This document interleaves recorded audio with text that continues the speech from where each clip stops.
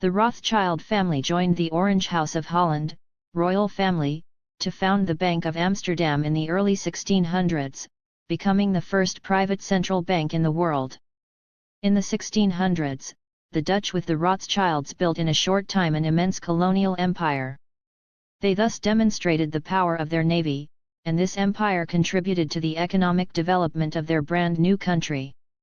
Passed under Spanish and Portuguese rule around 1540, the Dutch began to revolt against their new masters in the 1570s.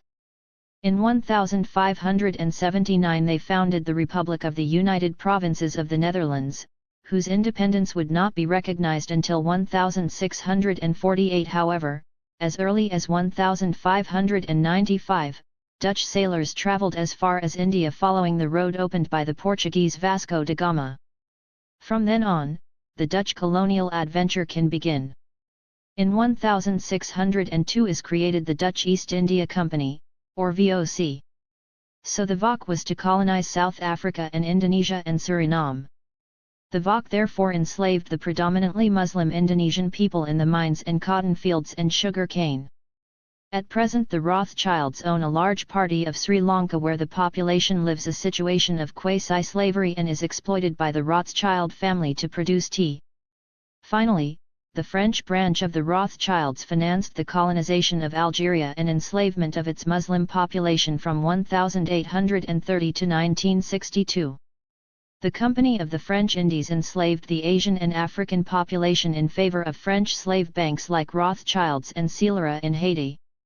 Today, among his direct descendants of slavers is Baron Ernest Antoine Scélera of Laborde, who owns several investment funds, and who was the president of MEDEF, Union of French Bosses, and Business Europe, Union of European Bosses. In addition, the Baron is one of the owners of a very large bank, NMSD, which is part of the conglomerate, ABN AMRO, in the Netherlands, which has collected the assets of Mallet Bank, itself very involved in the history of the slave trade. Goree, the Mallet Bank financed the expedition that allowed to conquer and exploit the island, and the colonial economy in the West Indies. The Scélera and Rothschild families organized the colonization of Algeria, its looting and the genocide of the Algerian people. Finally, the Rothschild family financed the colonization of Palestine and enslavement of its Muslim and Christian Arab population for the benefit of European Jewish settlers and Rothschilds.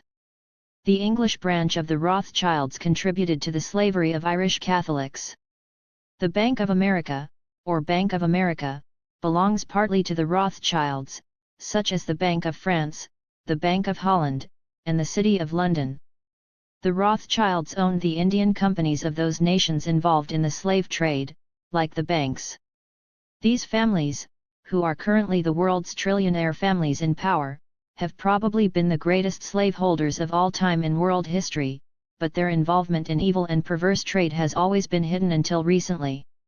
In fact, historical accounts have been distorted to highlight the anti-slavery efforts of these ruling elites. Mr. Nathan Mayer Rothschild, Slavery and the Rise of Capitalism in the West.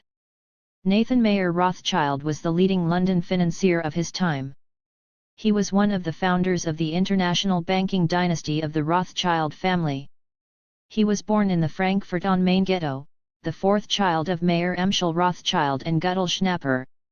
Apparently, he first worked as a textile merchant in Manchester, but was deeply involved in financing, borrowing and speculating on the Manchester Stock Exchange, a British city that was competing with Liverpool in London as the international capital of the slave trade. Having benefited so much from the slave trade and financing of the Manchester slave trade, he later expanded to the London Stock Exchange. From 1809, Rothschild began processing gold bullion in Africa and South America. He also speculated on financial instruments such as currency effects and government securities related to projects such as the theft of entire countries and their resources, later qualified as shameful as colonialism. However, in private, Mr. Rothschild, sneaky, almost created slavery.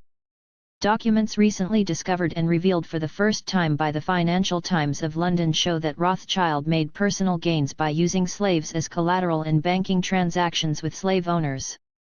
It is besides Rothschild who obtained the loan which finances the bailout of the owners of British slaves by the British government when the British government sanctioned slavery.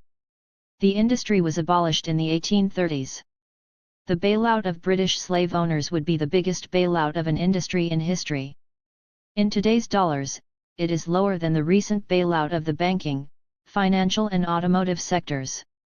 By realizing this financial coup de grace, which was tantamount to saving the entire economy of the British Empire, which was firmly based on the slavery of the African and Asian and American peoples, Nathan Mayer Rothschild became the undisputed master of Europe.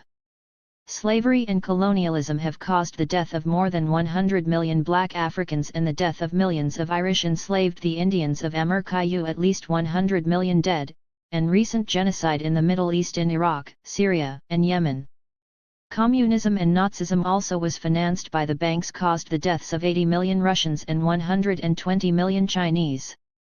In all, the slave bankers are responsible for at least the death of 500 million human beings. All the wars, colonization, false revolutions, genocide, pollution, vaccines, smallpox epidemics, or plague cancers and famines, behind everything there is the Rothschild.